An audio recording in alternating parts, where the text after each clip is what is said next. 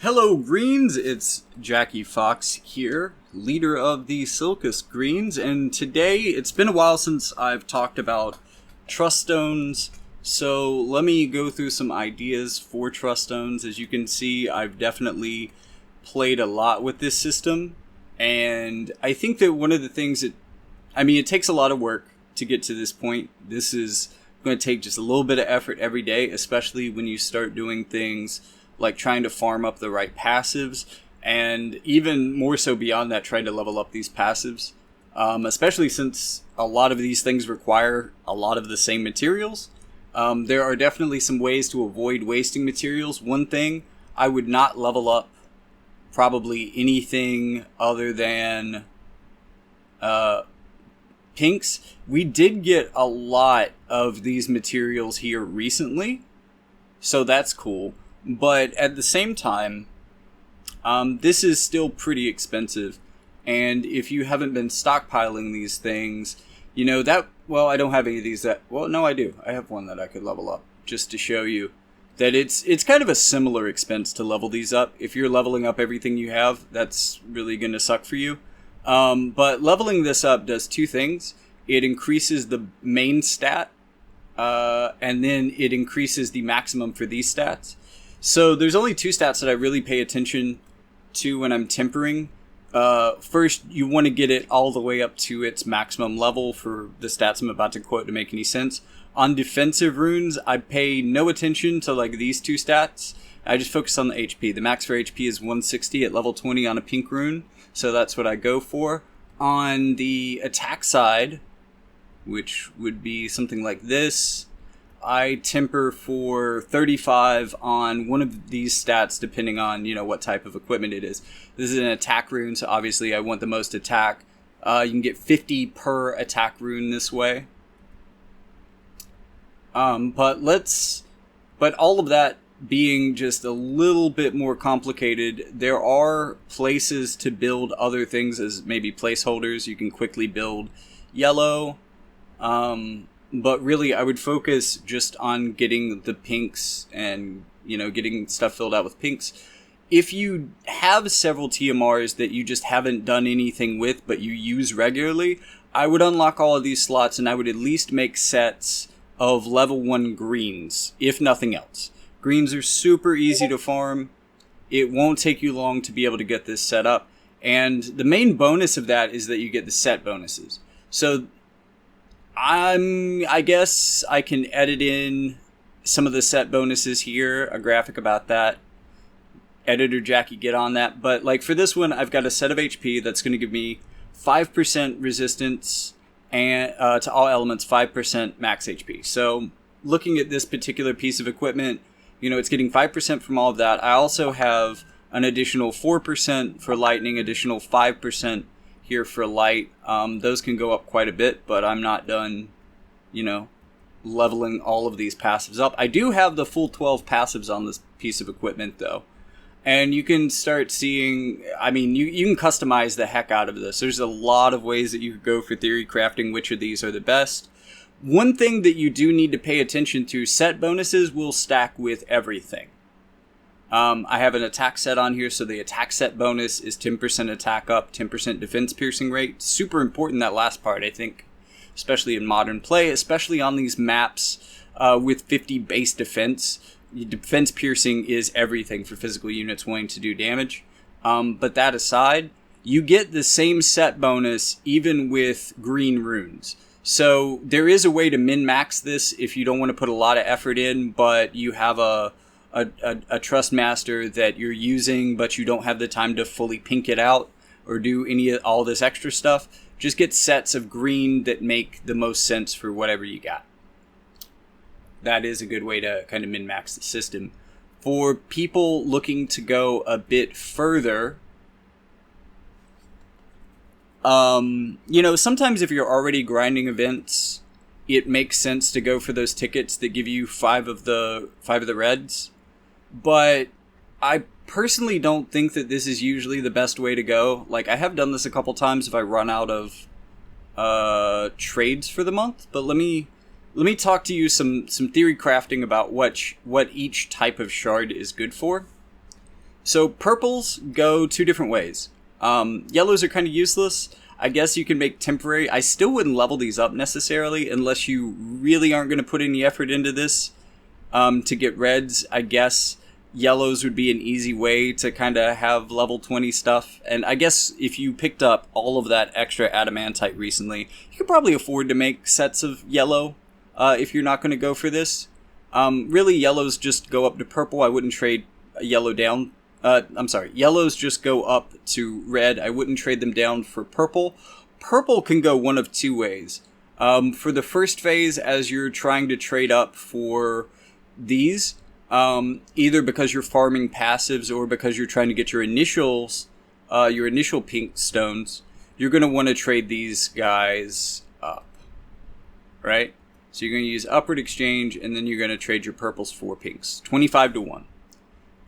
After you get done with kitting out everything with your pinks, you're going to start, you're actually going to keep building pinks, and you're going to basically, and this is probably one of the longer portions of this, kind of going 0 to 100. This is probably the part that's going to take the longest.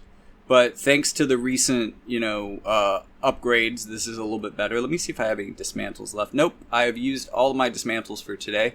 But what I'll do is I'll go into one of these and I'll just kind of look at, my main equipment. I'll try to see, what in this letter does not have its second passive.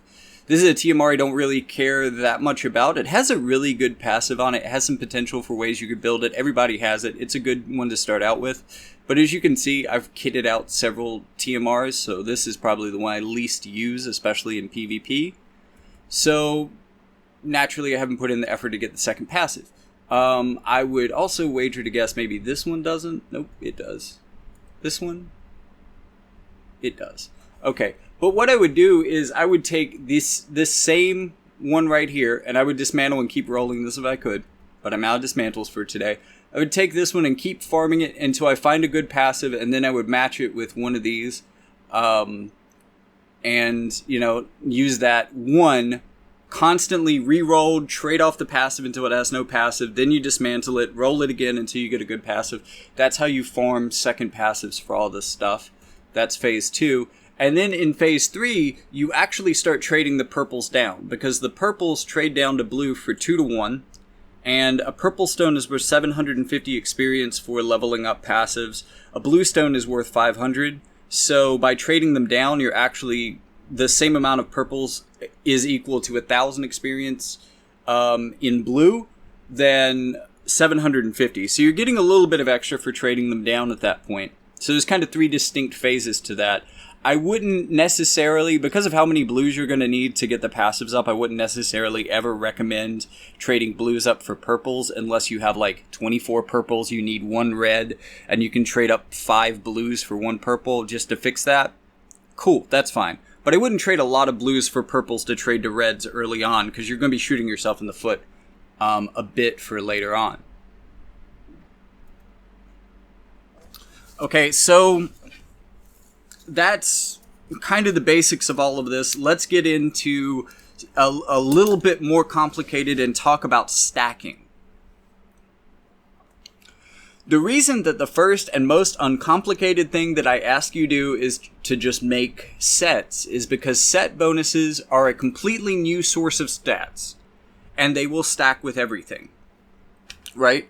So no matter what passives I have here, no matter what passives I have on my other equipment, I can be guaranteed that I would get at least 5% all elemental attack resistance, at least 5% max HP, at least 10% attack, at least 10% defense piercing rate up.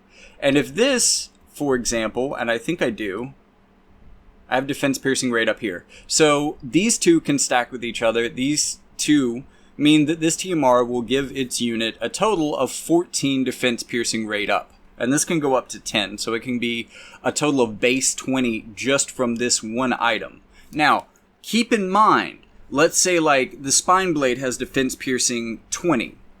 Okay, so if you're going to, if I were to equip this glinting armor with my spine blade, I would end up with a total of 30 defense piercing rate. I would get this 10, from the set bonus, because that always stacks. And then I would get the greater of this and the 20 on the spine blade, which is of course going to be the 20 on the spine blade. So this becomes irrelevant if this is equipped with the spine blade. So personally, I'm not a huge fan of overthinking this, because if I was, I might not go for things like... Actually, everything on here is pretty good, really. You don't see that on a lot of other stuff. Let me find one that has a good example of something you see a lot on items. This one probably has it. So, like, magic attack up.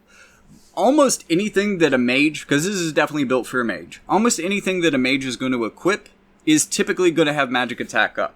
Usually, when it doesn't have magic attack up, it goes really hard into spirit piercing rate.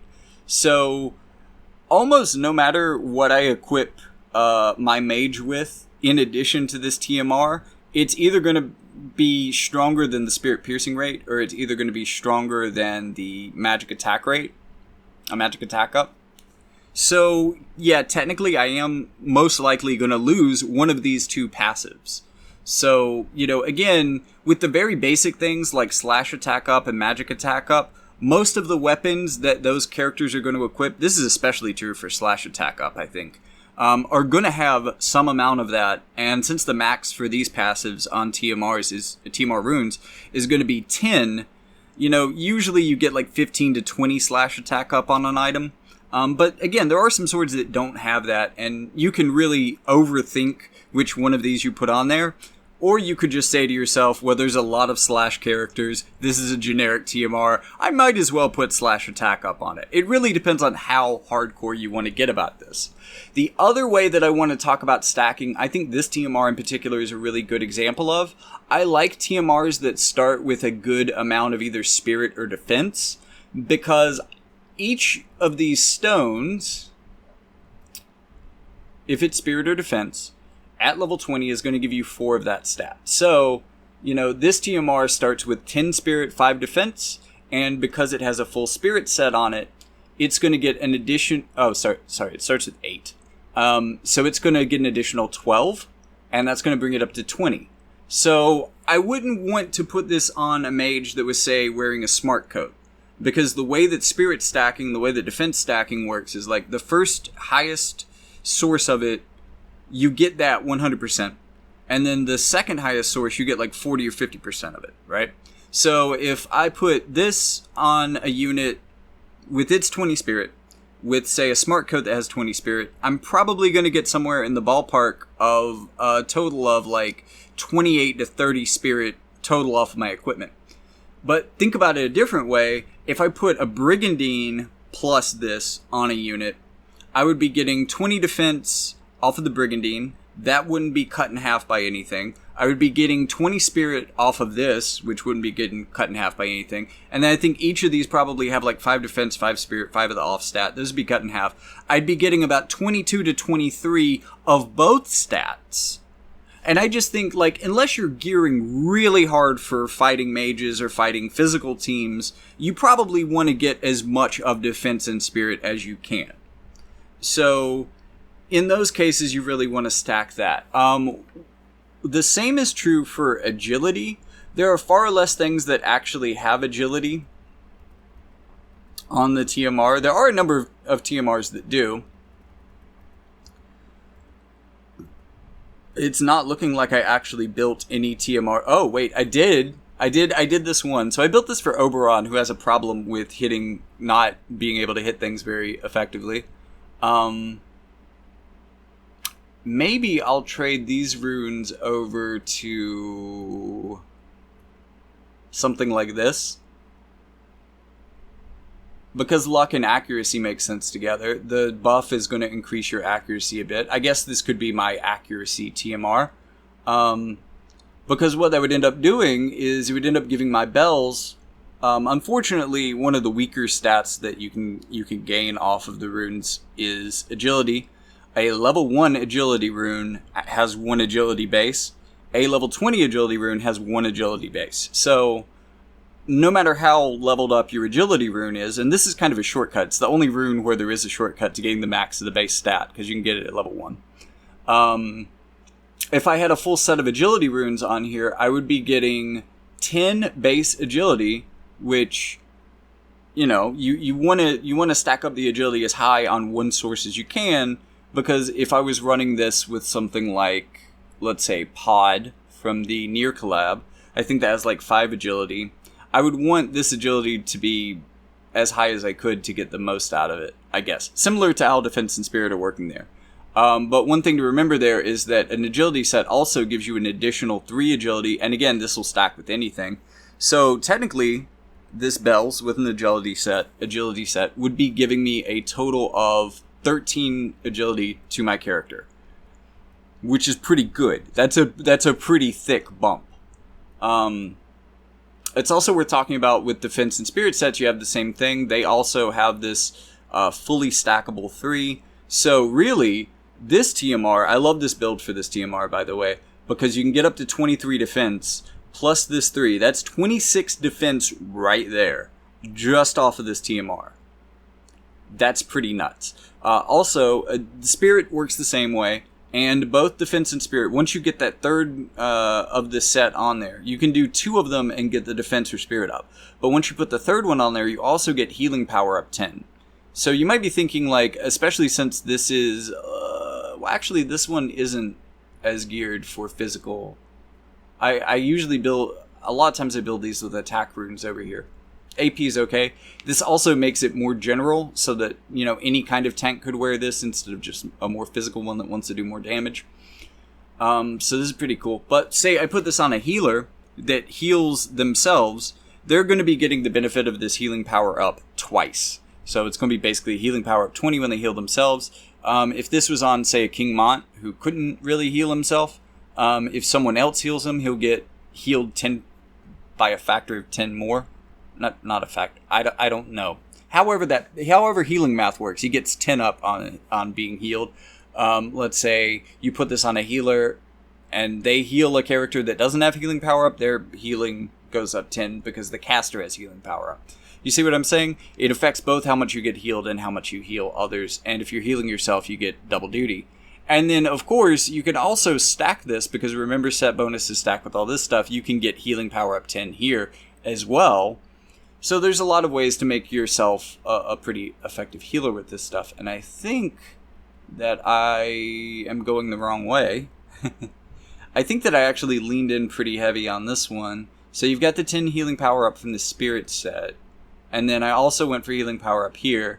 So this is really going to make you a very effective healer, this TMR, in addition to a pretty decent mage. But also, it has a healing spell. So... you know, even if the character doesn't necessarily have heals, it is at least going to make the TMR buff heal much better. So, man, I think that is, like, all of my thoughts on TMRs. There are a couple of things that effectively haven't changed.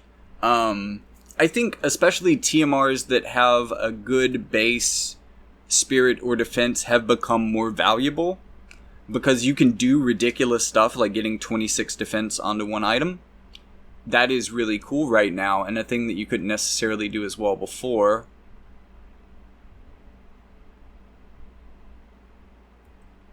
But at the same time, I think if it wasn't a good armor or weapon TMR before, it still isn't going to be now.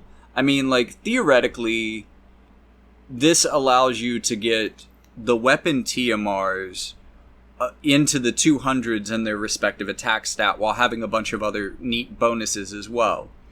But of course you could get a defensive TMR, like, you know, if I had built this for a defense set, I could get this up to 25 defense total. And that's probably a cool thing to do with this, but I feel like I was building this more for elemental resistances for some reason. I don't know. This one I have considered would be a good, like, physical unit high spirit, because you could get the spirit here up to 23. That could be pretty good.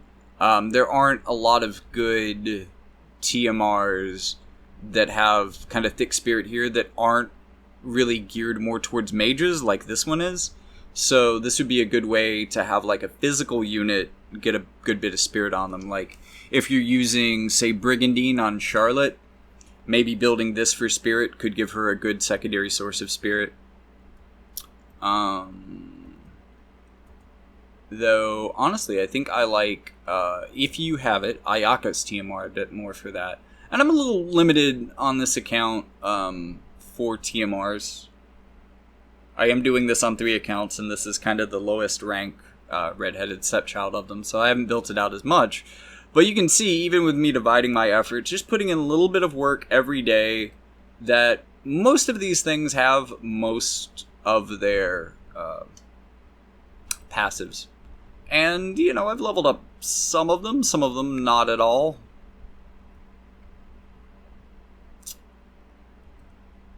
And you can end up making some pretty neat resistances on these guys as well. Let me look around. I mean, one thing that you want to think about is, see if I have a good example of this, because this is an Earth-based account.